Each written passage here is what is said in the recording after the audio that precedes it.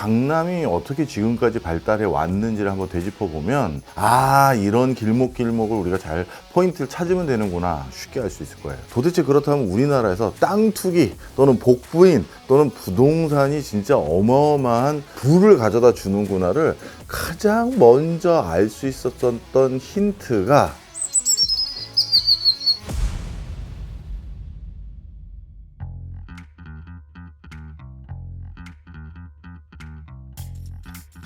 형님 안녕하십니까? 안녕하세요. 오랜만에 뵙습니다. 네, 오랜만입니다. 오늘 어떤 주제로 해볼까 하고 고민하다가 음. 이게 경제 채널이고 기본적으로 우리가 또 돈이나 부동산에 대해서 많이 다루잖아요. 강남 개발의 역사를 짚어보지 않고서는 그냥 가는 게 말이 안 되는 것 같더라고요. 맞아. 중요한 지적이다. 그럼 오늘 강남 얘기를 좀 해보면 좋을 것 같은데, 이게 그냥 과거 역사 얘기를 하는 게 아니라 우리 그런 소리 많이 하잖아. 아니, 강남은 앞으로도 한국의 중심지냐? 라는 고민이 있을 거 아니야. 그럼요. 만약에 그게 아니라면 그 다음은 어딘지, 아니면 앞으로 강남같이 또 번성할 지역이 어딘지를 미리 찾아놓으면 그걸 바탕으로 우리가 제일 좋은 입지에 부동산을 잘 취득할 수도 있는 거잖아. 네, 그럼요. 그래서 강남이 어떻게 지금까지 발달해 왔는지를 한번 되짚어 보면 아마 부동산의 번성사가 이런 길목을 우리가 잘 포인트를 찾으면 되는구나 쉽게 알 수 있을 거예요. 이 처음에 강남 개발을 진두지휘했던 사람들조차도 강남이 이렇게 될지 아무도 몰랐어. 왜냐하면 그 당시에는 대한민국에서 우리 조선에서 부동산 개발이라는 걸 누구도 해본 적이 없거든. 그러다 보니까 뭐야 이게 이렇게까지 되는 거야? 대박이네 라는 거를 사실은 잘 몰랐어. 도대체 그렇다면 우리나라에서 땅 투기 또는 복부인 또는 부동산이 진짜 어마어마한 부를 가져다 주는구나를 가장 먼저 알 수 있었던 힌트가 한남대교 건설이야. 한남대교 건설. 그래서 한남대교 때부터 그걸 알게 된 건데, 원래는 6.25 전쟁 이전까지 강남은 거기는 도시가 아니라 이제 시골, 면, 읍, 리 이런 지역에 우리가 떠오르는 그런 풍광을 떠올리면 되는데, 이쪽 지역이 이제 본격적으로 개발이 되기 전에 정말 그런 지역이 맞습니까? 교수님 나한테 가끔 물어보는 학생들도 있어. 그래서 내가 자주 듣는 예가 있어. 1960년대 초반에 드디어 이제 문제가 생기기 시작한 거야, 서울이. 어떻게 됐냐 하면 해방 이후 6.25 전쟁 이전까지만 하더라도 서울 강북 지역의 서울시의 시민들이라고 분류할 수 있는 사람들은 어바웃 하면 한 150만 명 정도 사는 도시였어. 그랬구나. 근데 1960년대 초반이 되니까 이게 300만 명이 넘어간 거야. 그럼 단기간에 2배 이상이 뛰었잖아. 그렇죠. 그러다 보니까 이제 서울에 문제가 생기기 시작했어. 인구 부양이 더 필요하게 됐잖아. 그렇죠. 그럼 인구 부양 능력을 더 높여야 되다 보니까 그래서 어디선가 먹을 걸 갖다 줘야 되는데 그 대도시에. 자, 그런데 지금 1960년대 초반이라고 하면 아직 경부고속도로도 안 깔렸을 때잖아. 그럼요. 그러니 결국 저 서울시에서 먹고 마시고 즐기는 그 모든 물자를 제공해 주려면 교통이 먼 거리에서 서울시까지 배송하는 건 단가가 안 나와. 요즘 같은 물류 시스템을 생각하면 안 되잖아요. 안 되지. 도로도 안 돼 있고 그렇지. 시스템도 안 돼 있고. 맞아. 그것도 국도라도 오면 되죠. 그 국도가 아스팔트 국도가 아니야. 막 흙먼지에 뻘밭에 비 오면 장난이 아닌 거지. 그렇죠. 그러다 보니까 서울에 점점 먹고 사는 사람들이 많아지기 시작하면서 어쩔 수 없이 서울 바로 배후지에서 농사를 지어야 될 필요가 생긴 거야. 그래서 그때 농사를 짓기 최적지로 판단됐던 데가 지금의 강남, 서초, 송파야. 그래서 강남, 서초, 송파에서 가장 많이 재배했던 농작물이 1차적으로 벼농사야. 거기서 벼농사를 지었구나. 왜냐하면 주곡부터 제공을 해줘야 되잖아. 그럼요. 그 다음에 채소류를 재배해서 바로 식당에다 공급하고 납품하는 그런 일들을 주로 했었어. 그런데 강남에서 그걸 재배한 다음에 지금의 강북 지역으로 그걸 배송하려면 어떻게 했을 것 같아? 강을 건너야 되는데.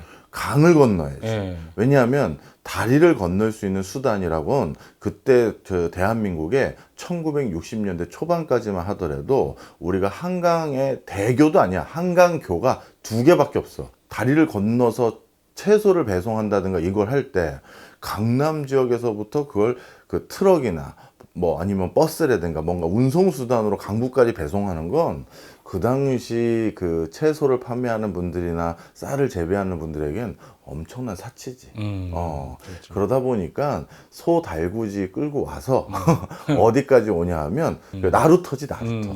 거기에 야채나 그 다음에 쌀을 선적해서 배로 그냥 노저어서 강북까지 올려보내는 거야. 네, 가장 저렴한 운송 수단이잖아요. 맞아. 네. 바로 그러다 보니까 이렇게 강남이 발달하기 시작하면서 가장 먼저 오히려 붐업이 일어났던 곳은 뚝섬 일대야. 거기 나루터 근처가 정말 북적북적 됐던 거야. 그래서 나루터 근처만 이제 사람들이 몰리기 시작하고 거기만 이제 번화가 아닌 번화가가 된 거지. 자, 그런데 갑자기 정말 황당한 일이 생기기 시작한 거야. 대통령이 서독을 갔다 왔더니 사실 이건 역사가 다 아는 사실이야. 박통이 누구의 그 지시나 어떤 사전 연구진들, 테크노크라트들과의 교감을 통해서 지시하고 명령한 게 아니라 그냥 자기가 알아서 야, 이거 꼭 해야겠다 생각했던 게 몇 가지가 있어. 근데 그거 중에 하나가 경부고속도로야. 아, 경부속도로. 갑자기 서독을 딱 갔더니 눈이 뒤집어진 게 있지. 뭐냐면 아우토반? 아우토반이야. 이 아우토반을 보고 진짜 눈이 뒤집어졌어.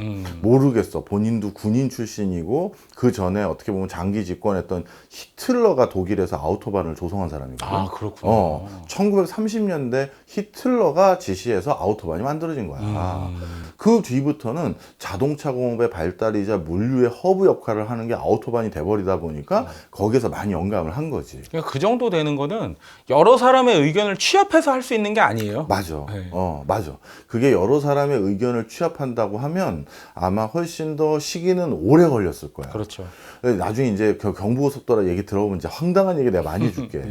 그래서 이제 경부고속도로를 놓기로 이제 마음에 이제 다 잡은 거야. 그거에 대해서 처음으로 본인이 비전을 제시했던 것도 선거 유세 중에 부지불식간에 나왔던 단어가 있어.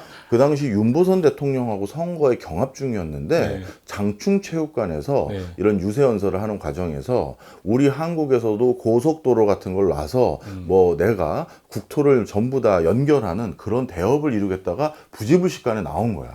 그래서 그게 언론에서 다 보도가 되면서 고속도로가 뭐야? 뭐 이거부터 시작해서 도로는 도로인데 뭐 야, 이 고속이라는 도로가 뭐야? 뭐 이런 거. 이거부터 이슈가 된 거야.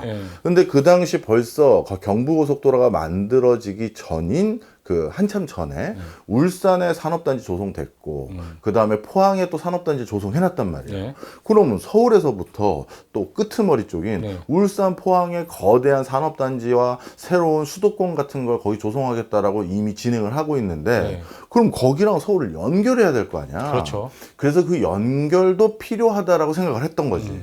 그래서 경부고속도로를 이제 본인은 마음에 뭐 이제 정하고 시작을 하기로 했어. 자, 그런데 그 당시 경부고속도로를 지을 만한 나라가 아니었거든. 네, 그렇죠. 그러니 그런 수준의 차량을 보유하고 있고 그 정도밖에 차량이 없는 국가에서 고속도로를 논다는 건 어찌 보면 지금은 성공했기 때문에 최고의 업적 중에 하나를 꼽은 거지 미친 짓이었을 수도 있어. 그리고 그만큼 그 당시에는 이 인프라가 없으니까 아무도 그게 어떤 상황을 만들지에 대한 그 큰 변화를 이해를 못해. 뭐 우리에게 어떤 효용을 갖다 주는지 상상조차 하기가 어려운 상황이잖아요. 맞아. 그래서 그 당시 어떤 일이 있었냐면 자, 경부고속도로는 어디서부터 시작하니? 경부, 서울. 서울에 정확히 어디? 너 경부 탈 때 어디서부터 출발해? 한남대교 건너서 차선 못 바꾸면 글로 빨려 들어가요. 빙고. 네, 바로 경부고속도로는 한남대교를 건너서 시작해. 네, 맞아요. 근데 내가 좀 전에 뭐라고 그랬어? 우리나라에서 대교가 60년대 초반까지 두 개밖에 없었지. 경부고속도로가 이제 시작한다고 갑자기 대통령이 장충체육관 유세 중에 부지불식간에 얘기를 하는데 그렇죠. 그 전에 그 박정희도 어떻게 보면 고민이 많이 됐겠지. 아, 이거 내가 분명 하고 싶은 일이고 내 경부고속도로 같은 대업을 하나 만들고 싶은데 본인도 자신이 없었나 봐. 그래서 말은 누구에게도 안 하고 찔끔찔끔 여기저기 경부고속도로에 밑그림 그린 초창기 작업을 발주를 부탁해 놨는데 그 중에 하나가 제3한강교 건설 사업이야. 아, 그래요. 그게 한남대교야. 아. 서울시장 김현욱이라는 사람이었거든. 네. 그 사람에게 임자. 오늘 또 상황도 나오네. 임자. 저 제3 한강대교가 필요할 것 같아. 왜냐하면 지금 이제 서울시 인구가 350만이 넘었어. 이거 이 두 차 한강대교 2개 가지고 다 우리 갑자기 북한이 도발하면 다 피난 갈 수 있겠나? 지금 이제 대교가 더 필요해. 그런데 그 당시에 한남대교 말고 어떻게 보면 가장 공사비도 그렇고 사람들의 물동량이 많을 법한 대교는 마포대교야. 마포대교? 아니면 서강대교나. 왜냐하면 왜 한강대교가 1호 대교가 된 줄 알아? 왜요? 한강대교 가운데 뭐 섬 같은 거 하나 있지. 예. 그게 있기 때문에 큰 다리 건설 비용이 덜 들어가고 안전하게 지을 수 있었던 거야. 공사비가 덜 들어서. 그렇지. 그리고 안전도 하고. 그렇죠. 다리를 쫙 건설한다는 건 쉬운 일이 아닐 거 아니야. 쉬운 일이 지금도 쉬운 일이 아니죠. 그렇지. 근데 중간에 그런 섬이 있으면 요만한 다리 짓는다고 생각하면 되는 거니까. 가운데 육지가 있으니까. 그렇지. 그러면 마포대교도 여의도 중간에 지나가고 그렇죠. 서강대교나 이쪽도 그 근처에 우리 저기 밤섬이나 이런 거 있다고 내가 얘기했었잖아. 그러다 보니까 그쪽들이 적합한데 어떤 수요를 예측해서 만든 그런 게 아니었구나. 그거는 이제 비용이 이제 절감될 수 있다라는 거지. 그리고 여의도는 수요도 괜찮았어. 왜냐면 마포 나루터가 또 번성했던 곳 중에 하나거든. 그렇죠. 내가 아까 저기 식자재 나르는 나루터들 네. 중에 하나가 거기라고 했잖아. 자, 그러니까 여기가 괜찮았는데 갑자기 한남대교 쪽을 지으라는 거야. 드디어 경부고속도로라고 쭉 밑으로 이어지는 것과 거의 시간을 맞춰서 한남대교를 그 정주영이 진짜 도와줘서 급격하게 맞췄거든. 그랬더니만 갑자기 한남대교 남단 신사동의 땅값이 그때는 다리만 있지 아무것도 없었거든. 그런데 대한민국의 이치에 밝고 돈의 흐름에 밝고 경제적인 감이 좋은 사람들은 그때 무릎을 쳤어.